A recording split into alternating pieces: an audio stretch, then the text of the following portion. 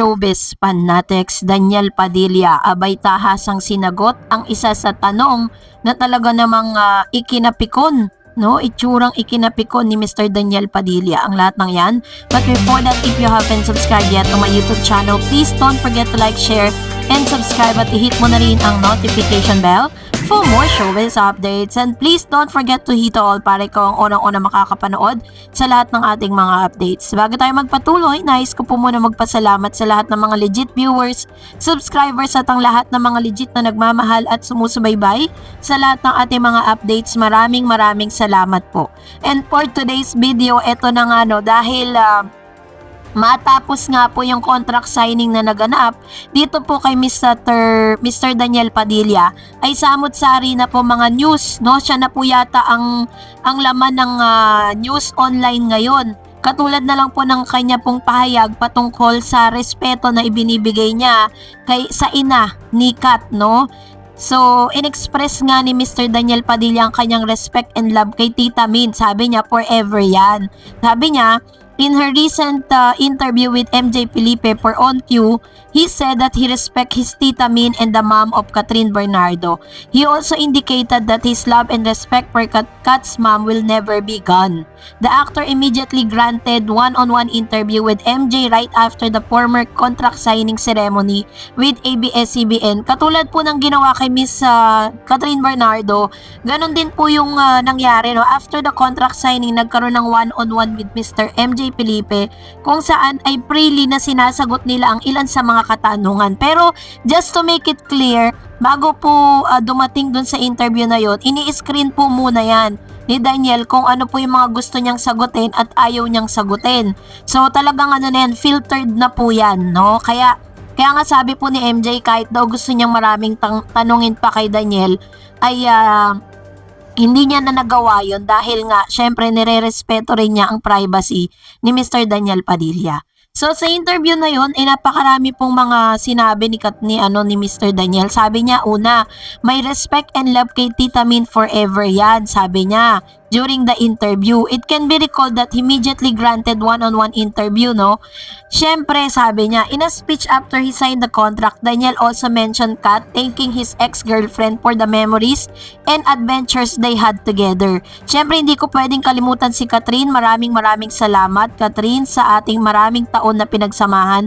You know, hindi mawawala sa puso ko ang magaganda nating memories sa ating mga adventures, journey na pinagsamahan. Thank you very much, DJ said in his speech. So nakita natin sa mga mata ni DJ na medyo talagang mahal pa talaga niya ang isang Catherine Bernardo, ano. And dahil po dito ngayon naman nag-i-spread na rin po sa news yung pong naging talak nitong si Carla Estrada against dun po kay Miss na sinasabi ng ilang netizen, hindi naman talaga si Andrea Brillantes ang pinatutungkulan, pero tinag po ng ilang mga netizen itong si Miss Andrea Brillantes patungkol po dun sa issue na yun, pero nananatili naman siyang tahimik. And dahil dyan, naitanong din po ni Mr. MJ Felipe kung ano na ba or may plano nga ba itong si Daniel Padilla, na nakita natin sa itsura po niya na parang medyo nag-iba yung mood nung tinanong po ni Mr. MJ Felipe to sa kanya. Panoorin po natin ang short video clip na ito.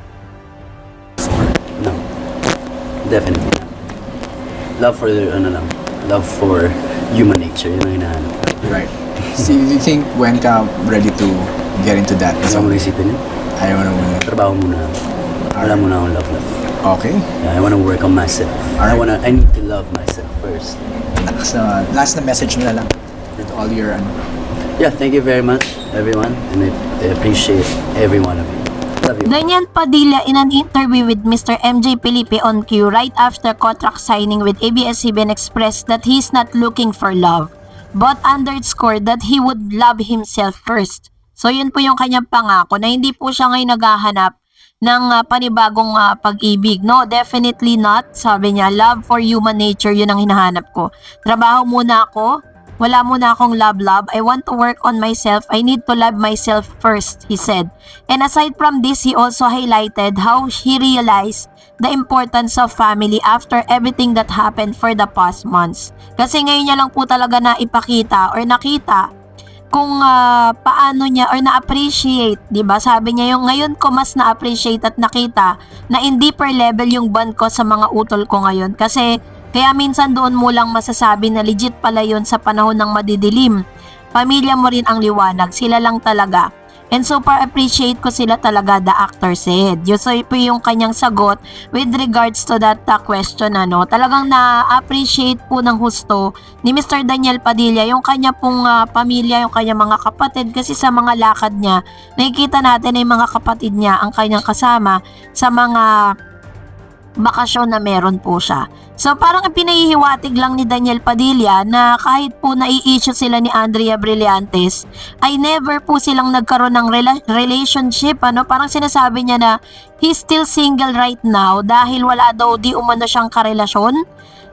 Walang Andrea at wala din pong wala rin Catherine Bernardo sa buhay niya ngayon dahil ang tanging focus ngayon ni Daniel is mahalin yung kanyang sarili at magtrabaho ng magtrabaho, which is bagay na yun po talaga yung pinangako niya sa kanyang sarili ngayon.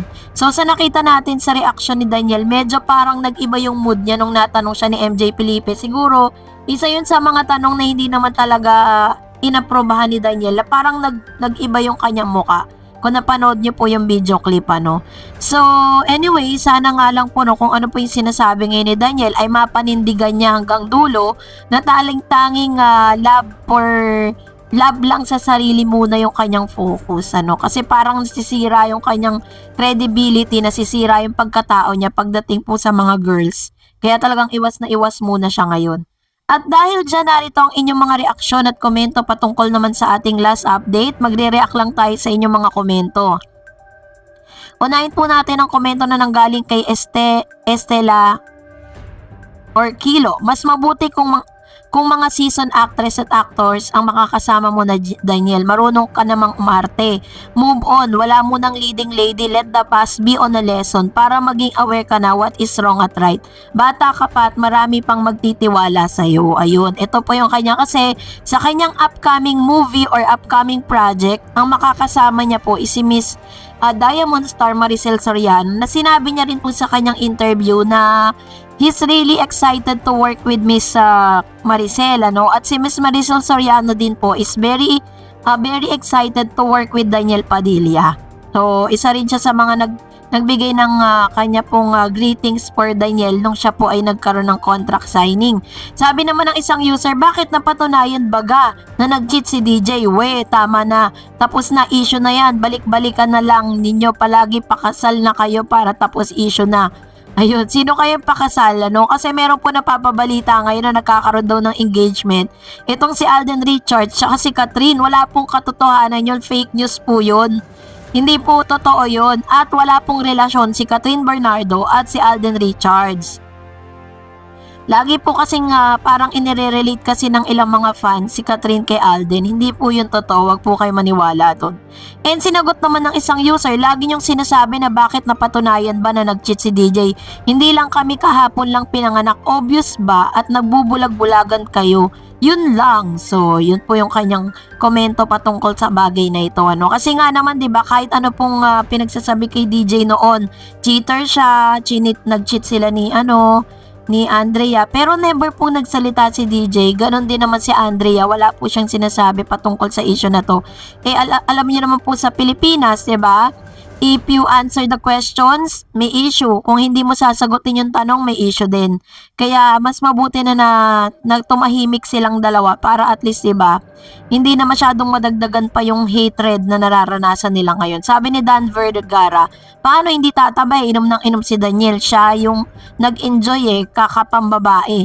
Bilat lang kalak kasi di siya kayang hiwalayan ni Kat. Ayan, belat lang. Kala niya hindi siya kayang hiwalayan ni Kat. Ayun. So, masyado kasi nakampante rin ng bawat isa sa kanila. Kala nila, porkit 11 years sa isang dekada na magkasama sila, hindi na sila maghihiwalay, diba? So, but anyways, ganun talaga.